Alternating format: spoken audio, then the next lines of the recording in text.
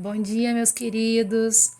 Nós estamos vendo na nossa parte da história agora, né, reiniciando o ano letivo, nós estamos estudando um pouquinho sobre o iluminismo. Nós vamos voltar um pouquinho na matéria depois, né, para falar sobre o Brasil, mas por enquanto a gente vai seguir com o iluminismo, tá? O que foi o iluminismo? O iluminismo foi uma corrente, né, que vai surgir, que surgiu na Europa no século XVII, vai se propagar durante o século XVIII, né, que vai ter, né, vai ser um movimento de caráter intelectual, de caráter filosófico e também de caráter cultural, tá? O iluminismo, ele vai ser a propagação da ideia da razão, e que essa razão ela era responsável por combater os males e os enganos do mundo. E isso era traduzido no combate ao antigo regime, ok? Então, o iluminismo ele vai se levantar, né? Serão pensadores que irão se organizar e se levantar contra o sistema do antigo regime, ok? Os iluministas eles tinham um lema, tá? O lema iluminista era baseado em três palavras que expressavam tudo aquilo que eles pensavam e defendiam, que é a liberdade, não só liberdade física, né, de contra a escravidão ou qualquer coisa do tipo, mas principalmente a liberdade de expressão, a liberdade política, a liberdade religiosa. Além da liberdade, também eram defensores, e era lema do iluminismo, a igualdade, né? A igualdade principalmente em direitos. E, por último, nós temos como lema iluminista a fraternidade, né? Que é a ideia do apoio, do auxílio mútuo, da irmandade. Tá? Então, baseado nesses três lemas, liberdade, igualdade e fraternidade, o iluminismo ele tentava combater o antigo regime. Tá? Da onde vem esse nome iluminismo? Os iluministas eles se consideravam, né, responsáveis por iluminar o mundo. Como assim iluminar o mundo? Eles se sentiam responsáveis e eles propagavam as suas ideias dizendo que a razão ela seria um único caminho para livrar a sociedade, né, do controle e do domínio que os reis absolutistas eles estavam fazendo em basicamente toda a Europa, tá? A ideia, o nome iluminismo vem da ideia de iluminar, né, de esclarecer, de clarear o pensamento, ok? Como que funcionava a Europa e o antigo regime que vigorava nesse período? Bom, o antigo regime ele era pautado na ideia de que o rei ele tinha poderes absolutos. O que significa isso?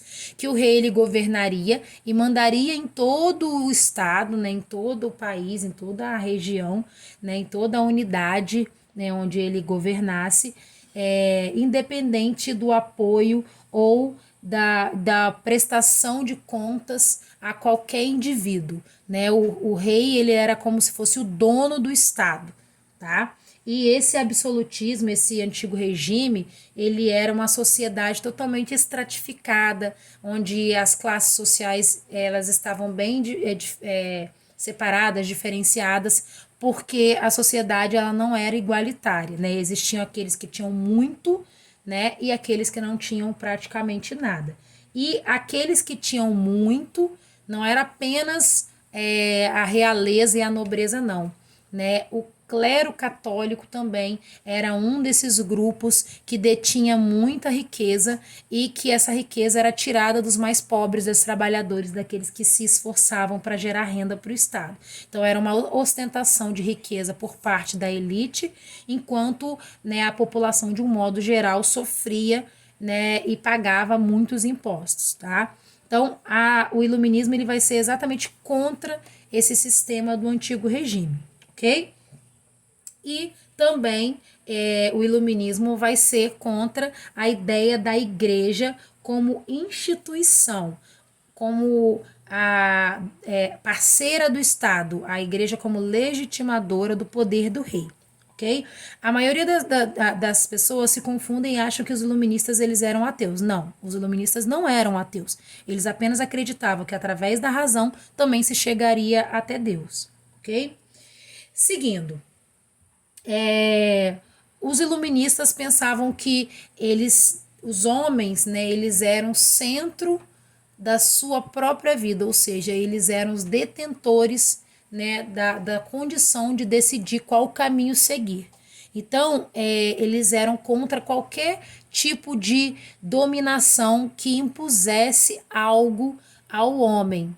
Né? Eles acreditavam que o homem ele era capaz de decidir o seu próprio caminho e, utilizando a razão, ele seria capaz de se encaminhar para aquele momento ou para aquele lado que fosse melhor, né, tendo sucesso na sua vida, independente de ter a religião, no caso a igreja, ou o rei para poder determinar esse caminho, ok? Esse caminho, né, e essa liberdade de decidir qual caminho tomar, segundo os iluministas, só viria através da educação, da ciência e do conhecimento. Esses três elementos eles eram os responsáveis por fazer com que o homem tivesse a liberdade necessária para escolher o seu próprio destino, ok? Divulgadores dessas ideias, né? Eu vou citar para vocês os principais filósofos iluministas, né, que vão surgir no mundo nessa época e algumas partes dos seus pensamentos. É óbvio que não dá para falar tudo, mas a gente vai conhecer um pouquinho de cada um. O primeiro pensador iluminista que eu vou falar para vocês é o John Locke, tá? O Locke, ele era um pensador iluminista inglês e ele era o defensor do empirismo. O que é o empirismo? É a ideia de que você aprende através da prática. Segundo o John Locke, a pessoa ela nascia uma página em branco e à medida que ela fosse vivendo, ela iria preenchendo essa página com experiências, ok? Segundo pensador que eu vou falar para vocês é o Voltaire. O Voltaire era um pensador francês que era defensor da liberdade de expressão, política, religiosa, e foi um dos grandes incentivadores do movimento de revolução dentro da França, né, que se tornou a Revolução Francesa posteriormente. Depois eu vou falar agora um pouquinho para vocês, vou falar agora um pouquinho para vocês sobre o Rousseau, Jean-Jacques Rousseau.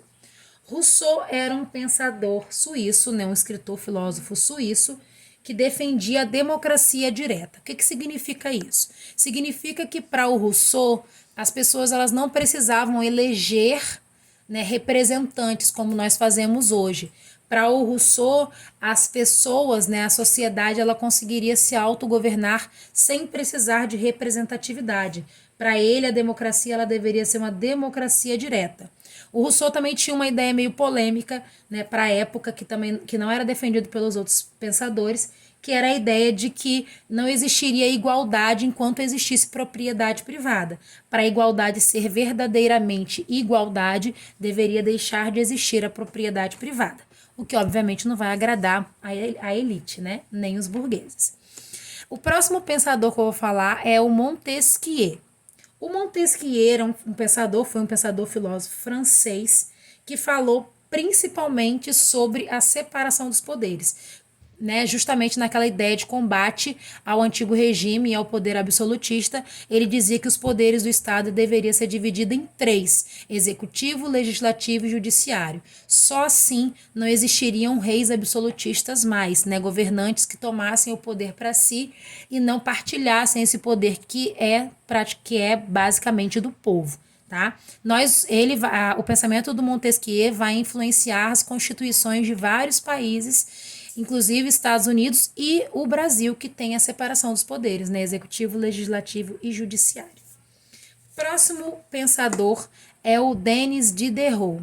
O Diderot é um pensador francês responsável por escrever a enciclopédia, junto com D'Alembert. A enciclopédia como o nome já sabe, né? Os antigos sabem que antes de existir o Google, nós tínhamos que pesquisar em livros, né? Que é chamado de Barça ou enciclopédia. Essas enciclopédias, elas reúnem vários conhecimentos. No caso do Diderot, ele vai criar uma enciclopédia reunindo basicamente todos os pensamentos que estavam surgindo dentro da Europa relacionados ao iluminismo, ele e o D'Alembert. E o nosso último pensador para a gente encerrar aqui é o Adam Smith. O Adam Smith ele vai ser um pensador mais voltado para o lado econômico, ele era um escocês e ele vai ser responsável por criar a economia, né, a teoria da economia moderna. Ele é considerado o pai da economia moderna, né, que é a ideia do liberalismo, onde o Estado ele é mínimo e o Estado ele não intervém na economia. O que determina a economia são as leis de livre comércio, as leis de mercado, entre outras, tá?